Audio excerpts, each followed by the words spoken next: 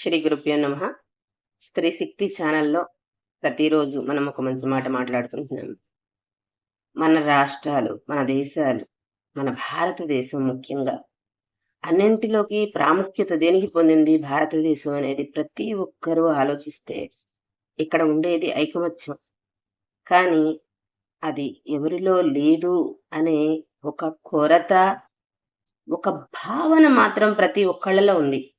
దానికి కారణం మన దేశాల మీద మనకు జరుగుతున్న దాడులు, అలాగే వెనకటి నుంచి మన రాజ్యంలో ఎలా అయితే ప్రజలలో విభేదాలతో పాటు విడివిడిగా దేశాన్ని ముక్కలు చేసిన విధానం, కులాలు, మతాలు ఇవన్నీ కూడా చివరికి ఇప్పుడు ఈ స్థాయికి దిగజారేలాగా చేసినాయి. కారణం ఏంటి అంటే వెనకడికి ప్రతి ఒక్కరూ ఆలోచన చేసేవాళ్ళు. అప్పట్లో పెద్ద పెద్ద చదువులు లేవు, పెద్ద పెద్ద సోషల్ మీడియాలు లేవు, విచిత్రమైన ప్రచారాలు లేకపోవడం వలన కానీ మనుషులు చాలా ఆలోచించేవాళ్ళు, దాన్ని ఆచరణలో పెట్టేవాళ్ళు. ఏ పని చేయాలన్నా కూడా ఉమ్మడిగా చేసేవాళ్ళు. దానివల్లనే మనకి భారతదేశానికి స్వాతంత్ర్యం వచ్చింది. అంత వచ్చినాక కూడా మనకు స్వతంత్రం లేకుండా పోవడానికి కారణం మన దేశాన్ని ఏలిన పాలకులు.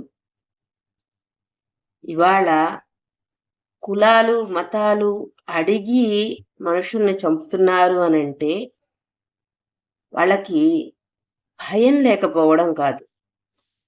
మనం తెలుగు వాళ్ళం ముఖ్యంగా మన భారతదేశంలో క్షమిస్తామనే ఒక అశ్రద్ధ వాళ్ళకి. వాళ్ళు మనుషులు క్షమించేస్తారు, ఏమీ చెయ్యలేరు, వాళ్ళకి క్షమించే గుణం ఎక్కువ. వాళ్ళల్లో వాళ్ళు ఎంతైనా కొట్టుకుంటారు కానీ మా దాకా వచ్చే ధైర్యం కానీ సాహసం కానీ వాళ్ళకి లేదు అని వాళ్ళల్లో గొప్ప ధైర్యం అన్నమాట. ఇదే కాదు, మనం మన పిల్లల్ని ఎంతో కష్టపడి ఇక్కడ చదివించుకొని విదేశాలకు పంపించి ఇక్కడ మనం ఎంత కష్టపడుతున్నాము, ఇక్కడ చదువుకొని ఇక్కడ వనరులతో పోషించబడి అక్కడికి తీసుకెళ్ళి మన పిల్లల్ని అప్పచెబితే మరి ఇతర దేశాలకు కూడా అలాగే ఉంటుంది కదా. వాళ్ళు ఏమాత్రం విలువలు ఇవ్వరు. అయినా సరే మా పిల్లలు అమెరికాలో ఉన్నారు, మా పిల్లలు గొప్ప గొప్ప ఉద్యోగాలు చేస్తున్నారు అని చెప్పుకుంటామే గాని మనకి కష్టం వస్తే మన పిల్లలు పక్కన లేని సమయాలు కొన్ని కోట్ల నిమిషాలు ఉంటుంది. ఇది మనం ఎప్పుడైనా ఆలోచించామా?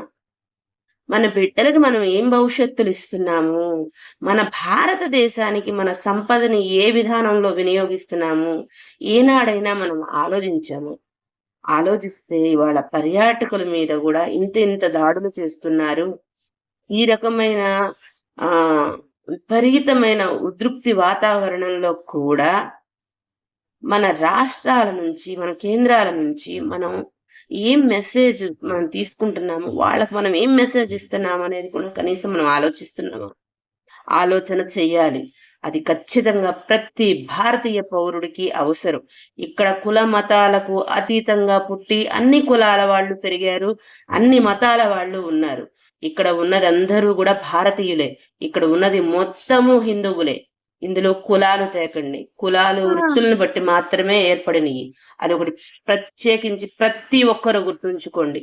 కేంద్రం ఒక నిర్ణయం తీసుకుంది, దానికి తగినట్లుగా మీరు ప్రతి ఒక్కళ్ళు ఒక మెసేజ్ పాస్ చేయండి. ఎలా అంటే మనకి ప్రధాని గారు మనకు కరోనా వచ్చినప్పుడు ప్రతిదీ కూడా ఒక మెసేజ్ రూపంలో మనకి చెప్పేవాళ్ళు, మనం చక్కగా ఆచరించేవాళ్ళం, గుర్తుందా?